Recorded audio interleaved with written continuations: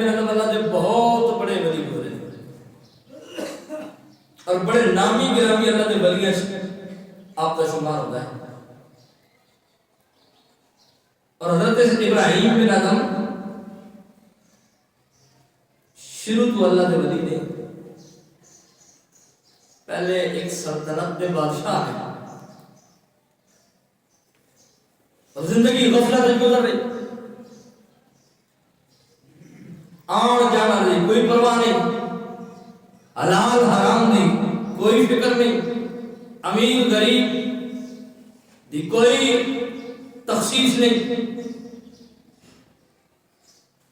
ایک دن رات کو آرام کر رہے ہیں اپنے محل دے اندر, چھت دے اتے کسی دے چلنے دی آواز آئی, محل دے چھت دے کسی دے ٹرنے دی آواز آئی. حضرت ابراہیم بن ادم جدوں بادشاہ وقت ہے بڑی حیرانی ہوئی کہ اس وقت اتنی سیکیورٹی, اتنے کارندے اور انہوں نے باوجود میرے محل دی چھت تے کوئی آ گیا. آپ نے وہ پہرےداروں کو بلایا, فرمایا کہ دیکھو کون ہے سب. انہوں نے دیکھا, آواز دیتی, نہ کوئی جواب دیتا ہے نہ کوئی نظر آتا ہے. انہوں نے کہا جناب کوئی بھی نہیں, کیا بھی ہے, آواز بھی دیتی, کوئی نہیں بولتا. حضرت ابراہیم بن ادم پھر لیٹ گئے, جو ہی لیٹتے گئے آواز پھر آنا شروع ہو گئی. آپ نے پھر آکھیا, انہوں نے پھر ویکھیا, آواز دیتی, کوئی نہیں بولیا. حضرت ابراہیم تیسری بار خود تنگ آ کے نا تب محل سے باہر نکلے اور سہنے کھڑے ہو کے آواز دیتی, کون ہے جو اس وقت بادشاہ دے محل دی چھت دے اتے اس طرح دی حرکات کر رہے ہیں جدے بادشاہ دے آرام خلل آ رہے ہیں. آواز دینے والے نے آواز دیتی کہ جناب بادشاہ سلامت, تسی آرام کرو, تسی پریشان نہ ہو. اور میں کس طرح پریشان نہ ہوں, تو میرے چھت دے اتے شور شرابہ کر رہے ہیں, چلنے پھرنے دی آواز آ رہی ہے میرے چھت تو, اور تو کہہ رہے کہ بادشاہ سلامت پریشان نہ ہو. ایک اس طرح ہو سکتا ہے کہ تو جناب چھت دے اتے الٹیاں سیدھیاں حرکتاں کر رہے ہیں, آواز پیدا ہو رہی میرے چھت دے اتے, اور میں کس طرح سہ سکنا ہوں, تو اتنا شور شرابہ کیتے. کہنے لگے جناب تسی سہ جاؤ, میں تو پریشان کرنا میرا مقصد نہیں, بس میرے ہوٹھ گم ہو گئے نے تے میں وہ تلاش کر رہا ہوں, جدوں لب جان گے میں چلا جاؤں. ابراہیم بن ادم دی حیرانگی دی انتہا ہو گئی. انہوں نے کہا جناب ہوٹھ تلاش کرنے تے کسی جنگل وچ جاؤ, کسی ویرانے چلے جاؤ.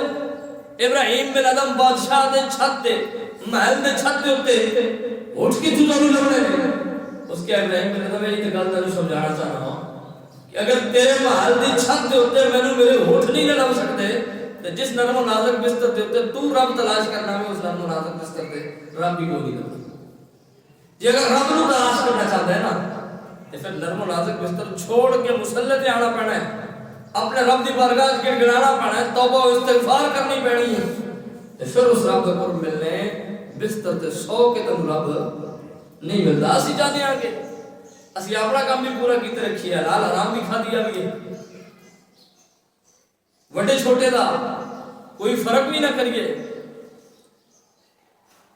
امیر غریب دا بلا تفریق, جس طرح ملے حق بھی دبا جائیے, اور پھر کہیے کہ بس اسی اللہ نے قریب ہی ہو جائے. اس طرح نہیں ہو سکتا. فرمایا اگر تیرے محل دی چھت دے اتے میرے ہوٹھ نہیں لگ سکتے تو جس بستر تے تو سہ کے آرام کر رہے ہیں نا اس بستر تے تینوں خدا بھی کوئی نہیں ملتا. بس او ہی اس بندے دی گل جڑی غیبی نگاہ ابراہیم بن ادم نو آئی. حضرت ابراہیم بن ادم نے بادشاہ کو چھوڑ کے فقر اختیار کیا, سب کچھ قربان کر دیتا, سارے سلطنت کے معاملات کسی اور کے سپرد کر کے جنگل درو کر کے اللہ کی عبادت کرنا شروع کر. دسن کا مقصد ہے کہ انسان خلوص سے نیت نال اپنے رب کی بارگاہ جائے تو صحیح, توبہ و استغفار کرے تو صحیح. اور اے ابراہیم بن ادم جڑی گل میں دسنا چاہنا ہوں